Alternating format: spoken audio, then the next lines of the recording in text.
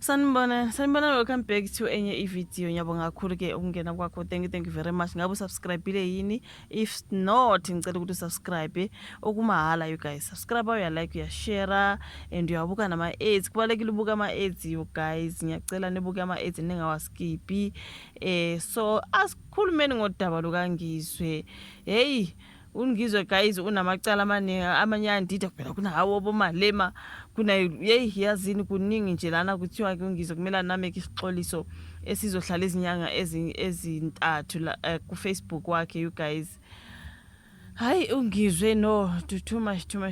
Ikomishini ke yamalungelo abantu iSouth African Human Rights Commission yamukele isinqumo senkantolo yezokulingana ethole uNgizwe Mchunu enecala ngenkulumo enenzondo ehlukumeza kanye nokucwasa okungafanele okubhekiswe kubantu be LGBTQIA+ community. Yakhumbula udaba kaNgizwe nabantu bama LGBTQIA+,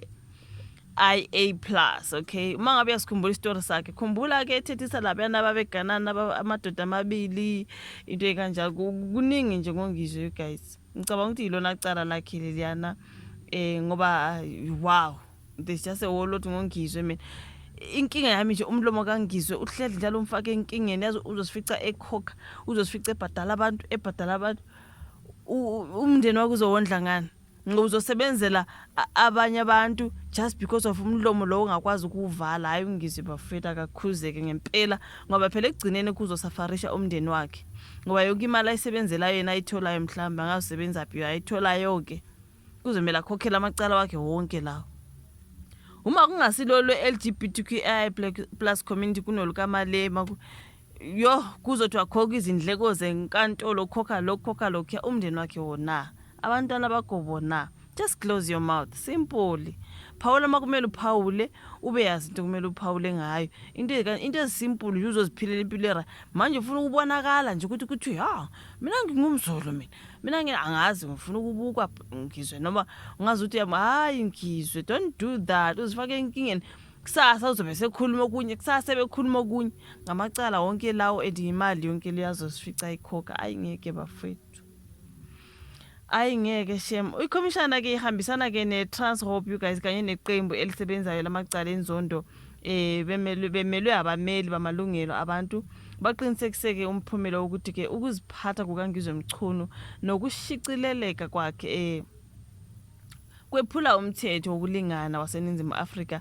iSouth African Human Rights Commission ithi iqale yazama ukuxazulula lolu daba ngaphandle kwenkantolo kodwa leyo mizamo iyehluleka. Lenkantolo ibisikhipha kumyalelo oshubile okumele uNgizwe ayilandele. Okokuqala ukuthi nje angaphinda shicilele kunoma yipi inkundla ye-internet ebandlulula ngokuqondile noma ke ngokungaqondile noma yibaphi abantu be-LGBTQIA+ noma ke imiphakathi. Ukwazi ukuthi imashi yakhe eya kuMayimayi ngomhla ka-5 ku-October 25 yayihlanganisa ukuhlukunyezwa kwabantu abathandana nobulili obufanayo. Yakhumbula ukuthi emva kwaleya ndaba nje ngiyabobhudla abantu babeshada kwaba nomsindo ethi phumani zinja kwele South Africa. Hey wona somizini esizwe sakho phumani iphele lana. Sazi babona bemasha napha yakaMayimayi what. Hey kwakukuningi yona into nje ikhulunywa la. Akavunyelwe ukuphinda shoshozele noma yibaphi abantu ukuthi basabise abantu abayingxenye LGBTQIA+, okay. Uyalela ukuba ashicilele isixoliso ezinsukwini ezi5 kusukela namuhla ekhasini lakhe leFacebook futhi asihlale ke kule nkundla izinyanga ezintathu. Isixoliso sakhe kuzomela sihlale 3 months. Engadelete sihlale lapho nje exolisa nje sihlale u3 months wonke. Uyalela ukuba akhokhe u250 ayigizwe 250k enhlanganeni ekhethwe ikhomishana yamalungelo abantu.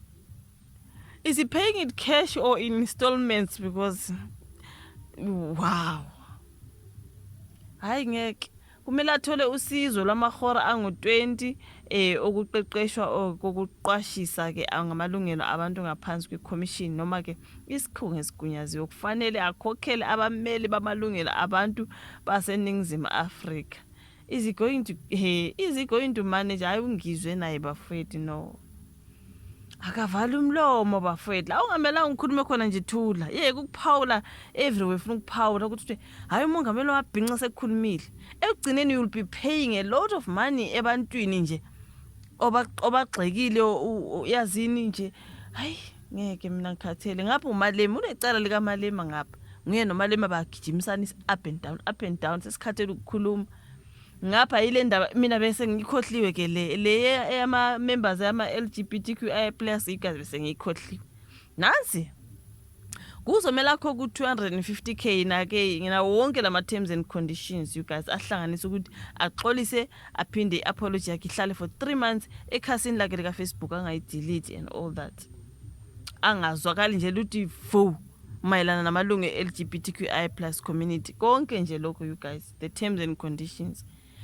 Uhlanganisa 250k engazi ukuthi kumele ukhokhe kanjani ke wona. Imagine mabethi kubhadale cash. Alesophi in installments ngoba hayi ngeke.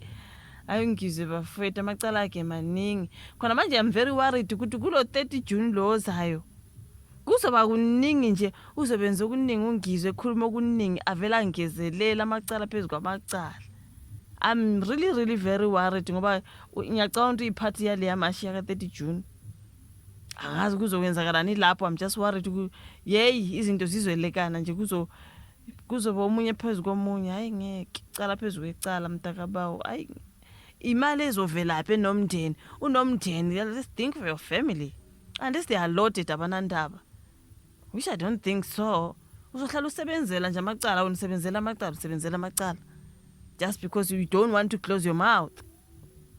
Ufuna ukubukwa, ufuna ukuthi kuthiwe ngophethe, ufuna ukuthi kuthiwe ngoyaziyo, ngophuma phambili when it comes to uZulu. uZulu thina uZulu phuma phambili uthethisa abantu. At the end of the day we are paying so much money. Uvulela amacala nakho konke. Hayi ngeke ngeke ngisebenzela abantu sebenzela ingane zami bafethu ngeke kulunge phela. Hawu angazi. Those in the comment section we like i video, subscribe, share bese siyabonana kwelandelayo. Bye.